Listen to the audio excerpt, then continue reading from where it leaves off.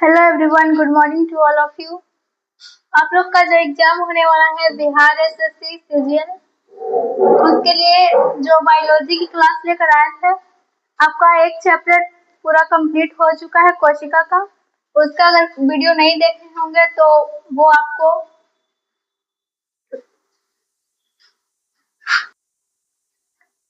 आप लोग का एक कोशिका का वीडियो पूरा अपलोड हो चुका है।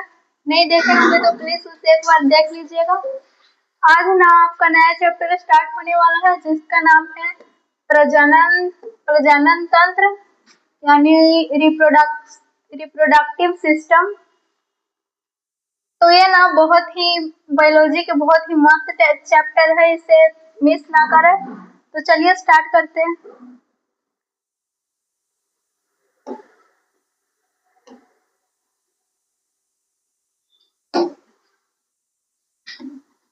प्रजनन तंत्र, इंग्लिश में इसे बोलते हैं रिप्रोडक्टिव सिस्टम।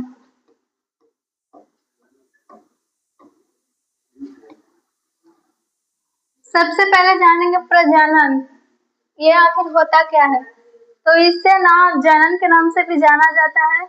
ये जनन क्या होता है, तो जीव जो अपनी अगली पीढ़ी को बढ़ाने का कार्य करती है, यानी अपने ही जैसे संतान की जो उत्पत्ति करती है उसे ही क्या कहा जाता है, तो जनन कहा जाता है। तो यहाँ पे सबसे पहले अगर मैं लिखना चाहूँ तो जीव जो होती है अपने ही जैसे जीवों की क्या करती है, तो उत्पत्ति करती है। इसे ही क्या कहा जाता है, तो प्रजनन या जनन। इंग्लिश में रिप्रोडक्टिव यानी रिप्रोडक्शन कहा जाता है। अपने ही जैसे जीवों की क्या करती है, उत्पत्ति करती है। जीव जो होती है वो अपने ही जैसे जीवों की उत्पत्ति करती है, इसे ही क्या कहा जाता है, तो रिप्रोडक्शन कहा जाता है। हिंदी में प्रजनन या जनन कहा जाता है। ये जो रिप्रोडक्शन होती है वो ये दो प्रकार की होती है, एक अलैंगिक जनन और एक लैंगिक जनन। तो इसे यहाँ पर लिखना चाहूँ, जनन कितने प्रकार की होती है, तो दो प्रकार की होती है।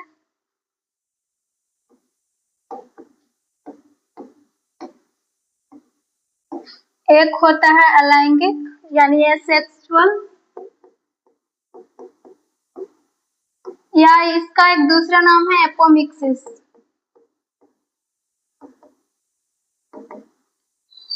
हिंदी में अलैंगिक जनन, अलैंगिक जनन या एपोमिक्सिस।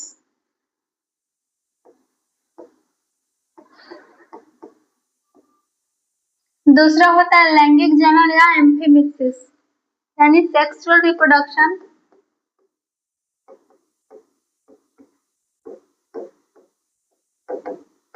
या इसका एक और नाम है एम्फीमिक्सिस।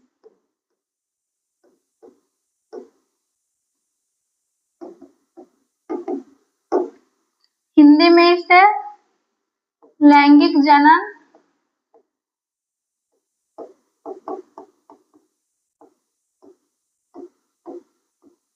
या एम्फीमिक्सिस भी कहा जाता है।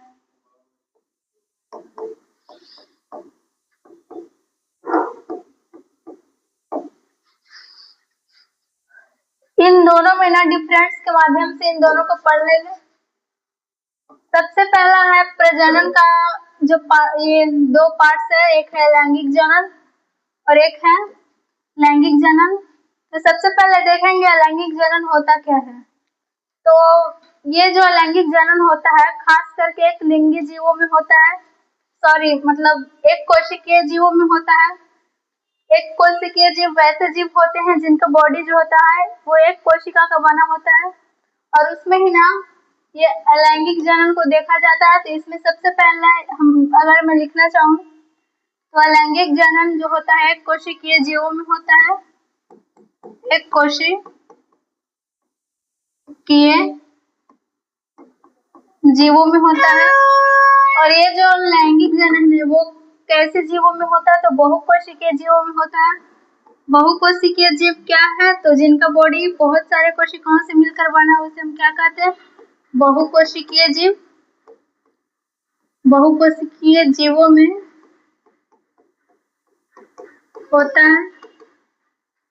इसका अगर दूसरा डिफरेंस देखना चाहें तो ये जो अलैंगिक जनन है इसमें सिर्फ एक ही पेरेंट्स भाग लेते हैं, यानी इसमें नर या मादा प्रकार के जीव नहीं पाए जाते हैं। इसमें एक ही पेरेंट्स भाग लेते हैं, यानी नर या मादा नहीं पाए जाते।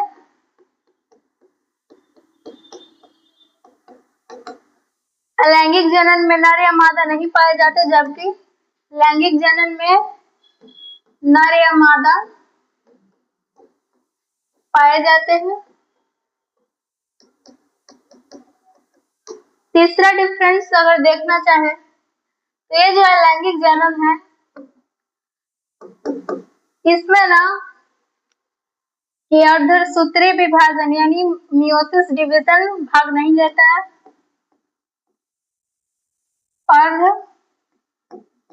अर्धसूत्री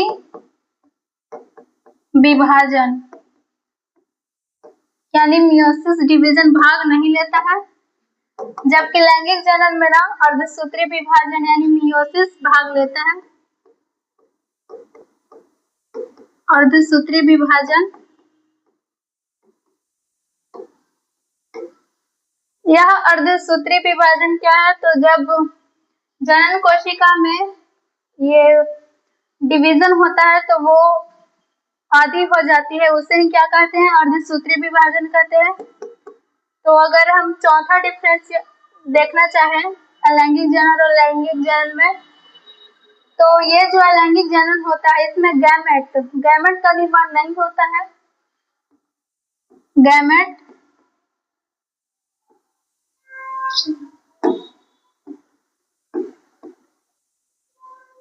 गैमेट का निर्माण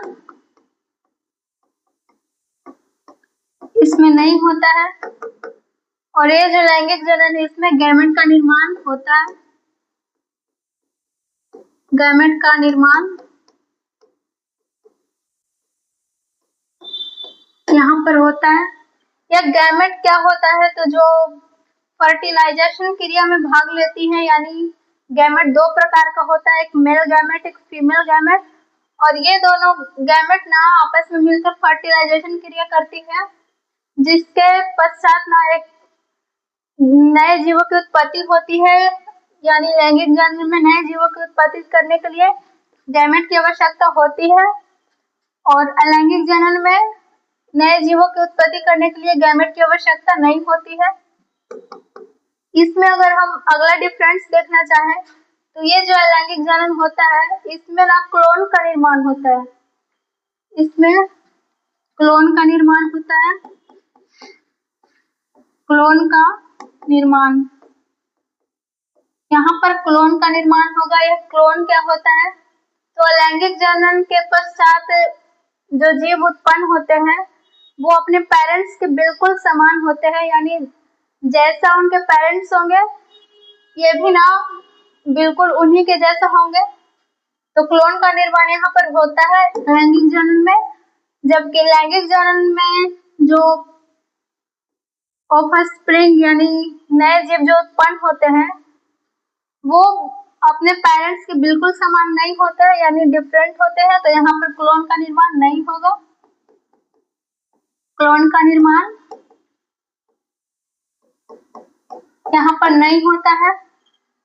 इसका अगर अगला डिफरेंस देखना चाहे, क्योंकि अलैंगिक जनन में ना विविधता बहुत कम पाई जाती है, इसलिए यह ना जैव विकास में भाग नहीं लेगा। विविधता क्या है? तो ये जो जीव होते हैं अलैंगिक जनन में जो जीव होते हैं वो ना अपने पेरेंट्स के बिल्कुल समान होते हैं, यानी जिस प्रकार उनके पेरेंट्स का बॉडी होता है वो भी ना बिल्कुल उसी प्रकार के होते हैं, इसलिए ना इसमें विविधता नहीं पाई जाती है। और चूंकि इसमें अगर विविधता नहीं पाई जाएगी यह जैव विकास में भी भाग नहीं लेगा। तो यहाँ पर लिखना चाहूँ विविधता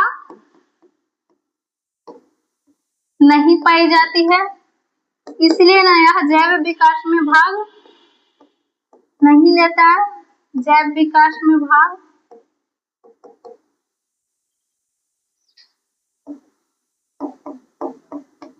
नहीं लेता।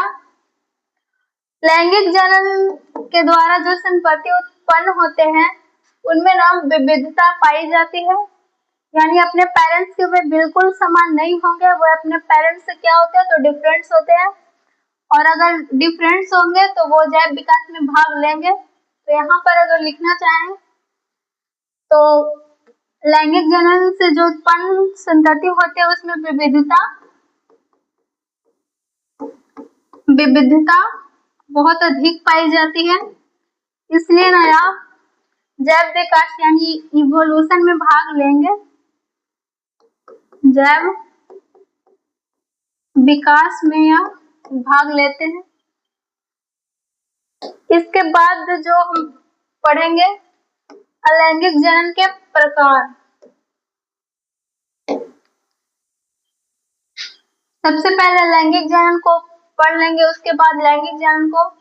तो सबसे पहले अलैंगिक जनन का प्रकार को पढ़ लेते हैं, फिर लैंगिक जनन का प्रकार पढ़ेंगे। तो यहाँ पर मैं हेडिंग दे दूं टाइप्स ऑफ सेक्सुअल रिप्रोडक्शन।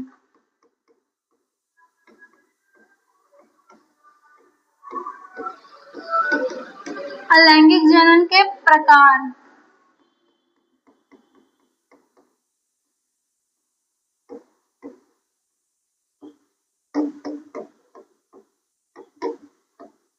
तो अलैंगिक जनन ना 6 प्रकार की पाई जाती है, और वो 6 प्रकार जो होते हैं वो उनको हम बारी बारी से सबको पढ़ेंगे। तो इसमें सबसे पहला है फिजन,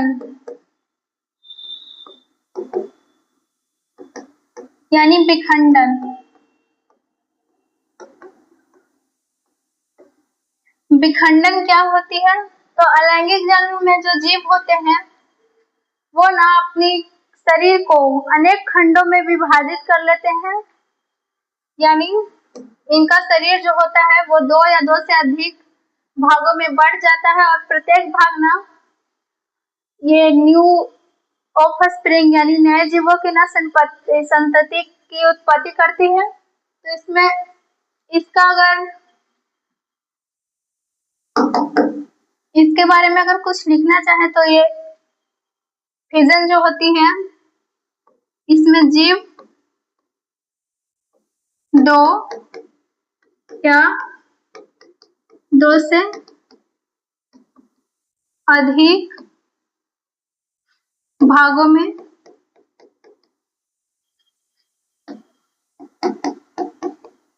विभाजित हो जाती है,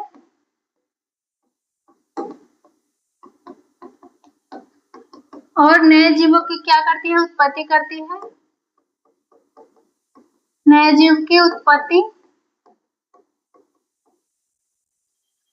ये जो फिजन यानी विखंडन होता है, यह 2 प्रकार का होता है, बहुविखंडन और एक विखंडन जो होता है वो कितने प्रकार का होता है? तो 2 प्रकार का, एक द्विविखंडन और एक बहुविखंडन। तो द्विविखंडन क्या होता है? जब अलैंगिक जनन में जीवों का शरीर 2 भागों में बढ़ जाता है, यानी 2 नए संतति का निर्माण होता है, तब उसे द्विविखंडन कहा जाता है। अगर फिजन में ये जो अलैंगिक जनन के जीवों का शरीर 2 या 2 से अधिक भागों में बढ़ जाता है तब इसे क्या कहते हैं? बहुविखंडन कहते हैं। तो इसका भी टाइप्स लिख देते हैं। पहला है द्विविखंडन। द्विविखंडन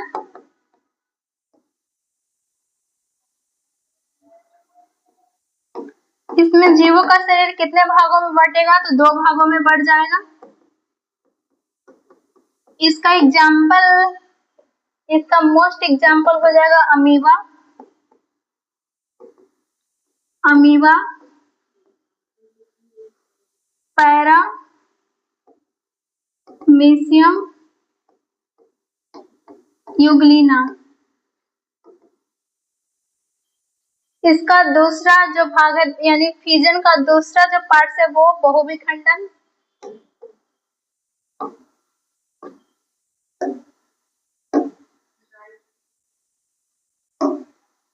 दूसरा बहुविखंडन।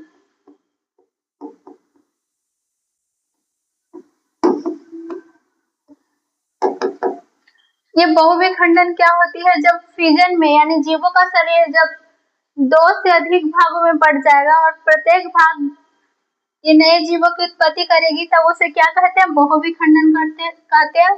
तो इसमें ना जीवों का शरीर 2 से अधिक भागों में बढ़ जाएगा, 2 से अधिक भागों में बढ़ जाएगा। इसका मोस्ट एग्जाम्पल देखा जाए तो अमीबा और एक प्लाज्मोडियम।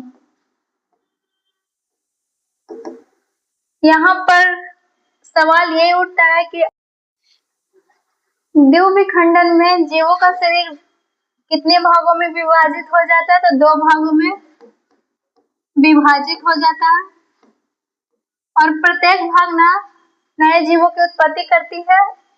फिजन का यानी विखंडन का दूसरा भाग है बहुविखंडन।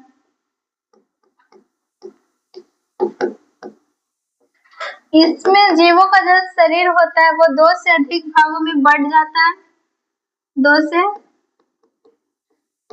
अधिक भागों में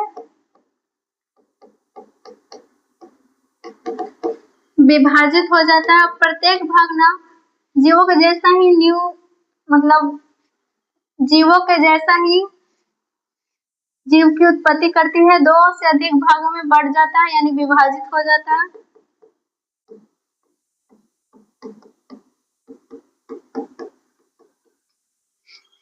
इसमें अगर इसका एग्जाम्पल देखा जाए तो इसका भी एग्जाम्पल हो जाएगा अमीबा और एक प्लाज्मोडियम।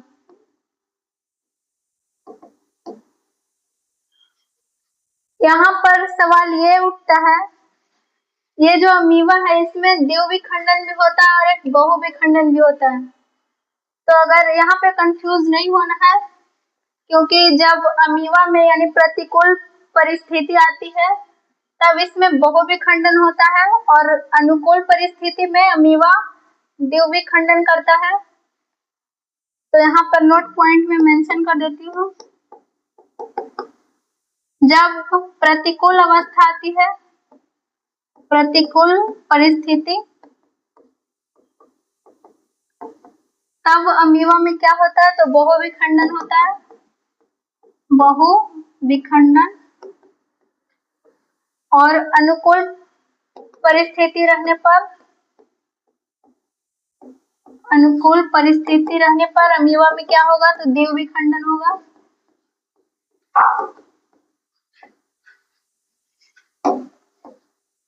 अलैंगिक जनन की जो अगली विधि है उसे कहते हैं बडिंग।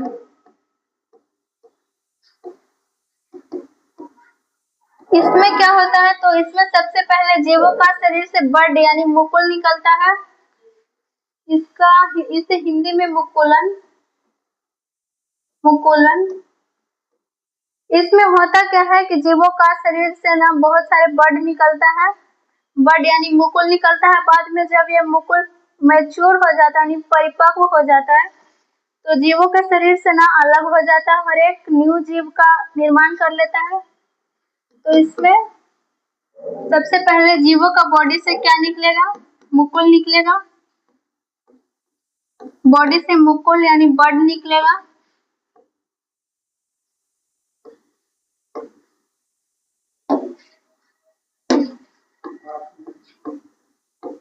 मुकुल निकलता है और जब यह मुकुल जो परिपक्व हो जाता है यानी मैच्योर हो जाता है, परिपक्व, तब यह ना जीवों का बॉडी से अलग हो जाता है। जीवों का शरीर से अलग हो जाता है। इसका एग्जाम्पल में देखा जाए तो इसका एग्जाम्पल में आ जाएगा हाइड्रा और ईस्ट। हाइड्रा, इसका अगर फिगर देखा जाए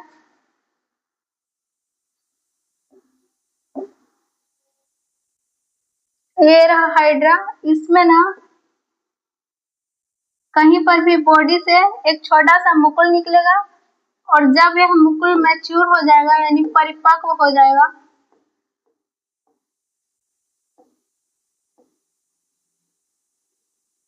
तो जीवों का शरीर से ना अलग हो जाएगा। यहाँ पर ये सटा हुआ है। फिर ये जब मैच्योर हो गया तो ये जीवों का बॉडी से ये अलग हो गया और एक नए जीव की उत्पत्ति कर लेता है। अलैंगिक जनन की जो अगली विधि है वो है खंडन। तीसरी विधि खंडन, इसे फ्रेगमेंटेशन।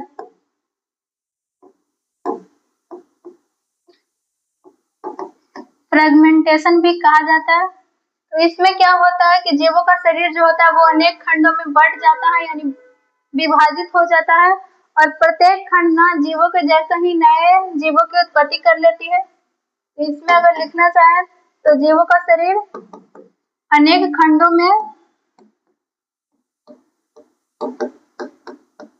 खंडों में विभाजित हो जाती है और प्रत्येक खंड ना जीवों के जैसा ही प्रत्येक खंड जीवों के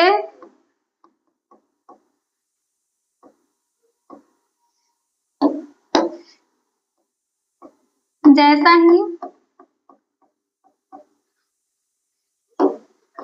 नए जीवों की उत्पत्ति कर लेती है।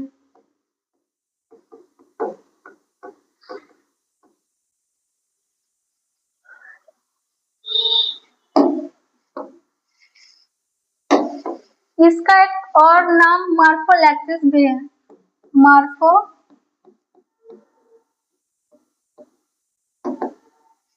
इसका एग्जाम्पल अगर देखा जाए तो इसका एग्जाम्पल स्पाइरोगायरा,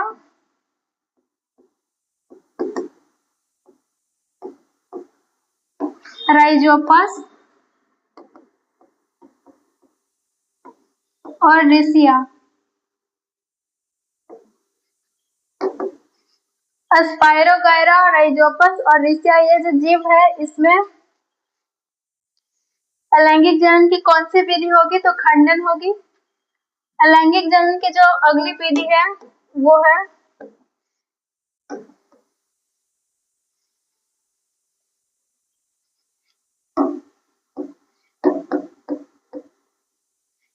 अभी तक 3 विधि हो चुकी।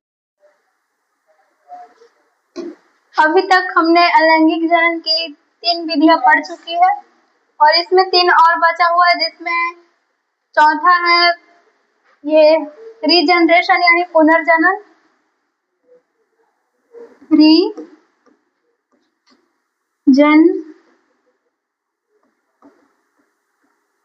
यानी पुनर्जनन या इसे पुनरुद्भवन के नाम से भी जाना जाता है। पुनर्जनन यह अलैंगिक जनन की एक ऐसी विधि है जिसमें जीवों का शरीर यदि किसी कारणवश कट जाए तो प्रत्येक कटा हुआ भाग जो होता है वो एक नए जीवों की उत्पत्ति कर लेती है।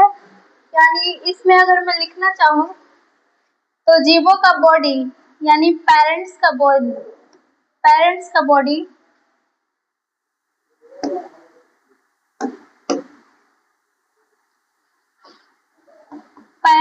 बॉडी जो होता है यदि किसी कारणवश यह कट जाता है तो इसमें प्रत्येक कटा हुआ भाग जो होता है वो नए जीवों की उत्पत्ति कर लेती है। यानी प्रत्येक कटा हुआ भाग जो होगा वो नए जीवों की उत्पत्ति कर लेगी, नए जीवों की उत्पत्ति।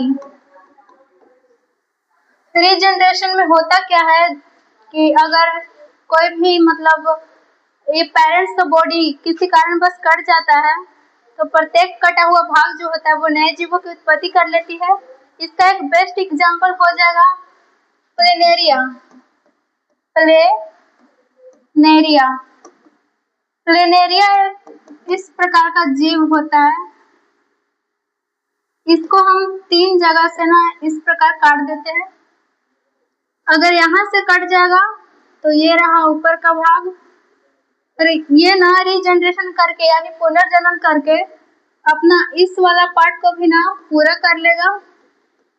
इस वाले पार्ट को भी ये पूरा कर लेगा रीजनरेशन करके। अब इसे हम यहाँ से काट देते हैं तो ये ना पुनर्जनन करके अपना ऊपर वाला पार्ट्स भी बना लेगा और नीचे वाला भी पार्ट्स भी। अगर इसे हम यहाँ से काटे तो ये इस प्रकार का हो जाएगा। ये नीचे वाला पार्ट्स को अपना पूरा फिर से बना लेगा।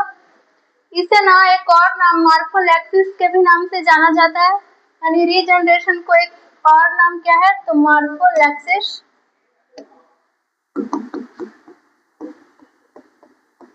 मॉर्फोलैक्सिस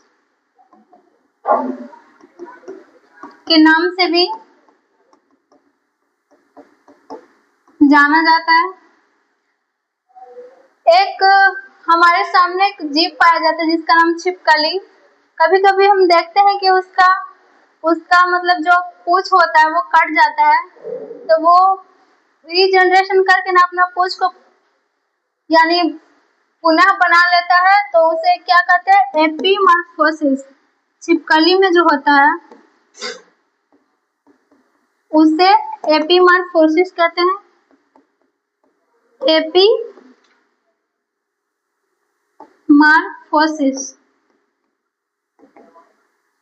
अलैंगिक जनन की जो अगली विधि है उससे क्या कहते हैं तो बीजाणु जनन।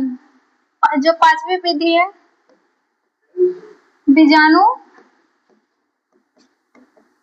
बीजाणु जनन, इंग्लिश में से स्पोर फॉर्मेशन।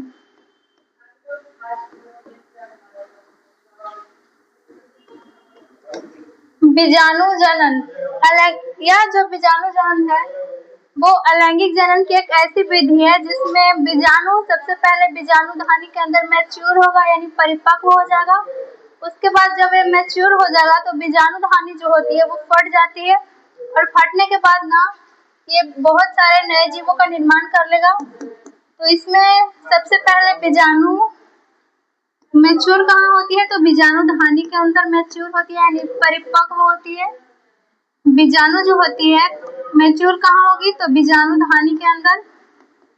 बीजाणु धानी के अंदर ये मैच्योरेशन होगी, परिपक्व होगी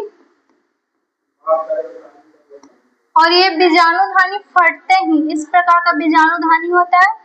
इसके अंदर ना बहुत सारे इस प्रकार के बीजाणु होते हैं और ये बीजाणु ना अंदर में ही मैच्योर होगी और जब ये बीजाणु धानी फटेगा तो ये सारे बीजाणु ना बाहर हो जाएंगे यानी बाहर आ जाएंगे और प्रत्येक बीजाणु जो होती है वो नए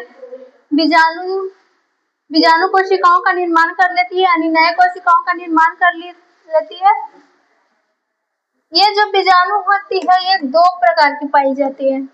एक जूस्पोर। बीजाणु कितने प्रकार की पाई जाती है तो 2 प्रकार की। एक जूस्पोर यानी चल बीजाणु, एक कानिडियोस्पोर यानी अचल बीजाणु। अचल बीजाणु ये जो चल बीजाणु होती है इसमें फ्लैजिला पाई जाती है। फ्लैजिला ये फ्लैजिला क्या होती है तो अगर हम मान लें इस प्रकार का कोई जीव है इसमें इस प्रकार का फ्लैजिला पाई जाती है जिसके कारण ना ये मोशन करती है यानी गति करती है। तो ये जो चल बीजाणु इसमें फ्लैजिला पाई जाती है ये बाइफ्लैजिलेट होता है। चूंकि इसमें फ्लैजिला पाई जाती है जिसके कारण यह ना चलनशील होता है। तो नेक्स्ट पॉइंट ये चलनशील होगा। चलनशील। ये पाया कहाँ जाता है, तो ये ना बीजाणु धानी के अंदर, बीजाणु धानी के अंदर में पाया जाएगा। दूसरा जो होता है अचल बीजाणु, इसमें फ्लैजिला नहीं पाई जाती है, फ्लैजिला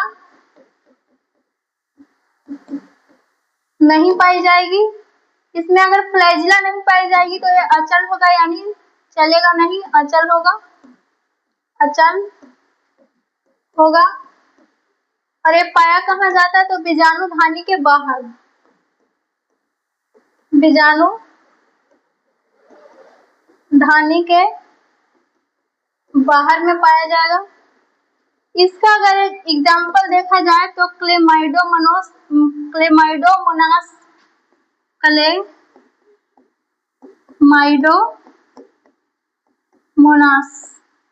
और इसका बेस्ट एग्जाम्पल हो जाएगा पेनिसिलिया कवक, पेनिसिलिया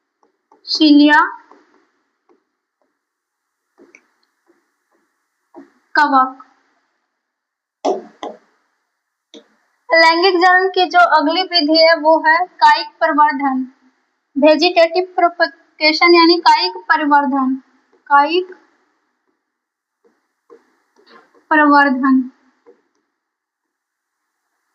कायिक प्रवर्धन अलैंगिक जनन की एक ऐसी विधि होती है जिसमें पेड़ पौधों के जड़, तना और पत्तियों के द्वारा नए जीवों की क्या होती है, तो उत्पत्ति होती है। तो इसमें सबसे पहला पॉइंट हो जाएगा जड़, तना और पत्तियों के द्वारा नए जीवों की क्या होगी, तो उत्पत्ति होगी, नए जीवों की उत्पत्ति। इसमें मेनली जो पढ़ना है वो तना के द्वारा पढ़ना है। तो तना जो होती है वो 3 प्रकार की होती है। सबसे पहला भूमिगत तना, भूमिगत तना, भूमिगत तना जो होती है वो 3 प्रकार की होती है। एक कंद, दूसरा प्रकंद, तीसरा शल्यकंद।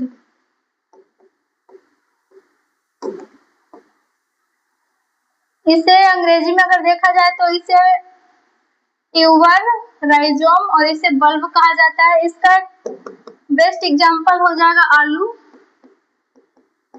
इसका एग्जाम्पल हो जाएगा लहसुन, इसका एग्जाम्पल प्रकंद का हल्दी, हल्दी और अदरक। और शल्यकंद का एग्जाम्पल में आ जाएगा लहसुन, लहसुन और प्याज।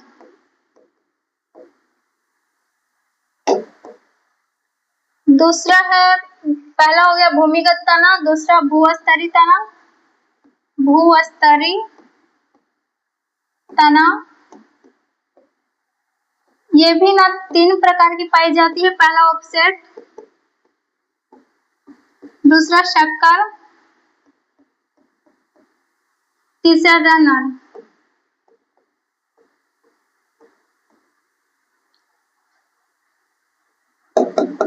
ऑफसेट का मोस्ट एग्जाम्पल हो जाएगा जलकुंभी, शक्कर का पुदीना या गुलदौदी, पुदीना या गुलदौदी।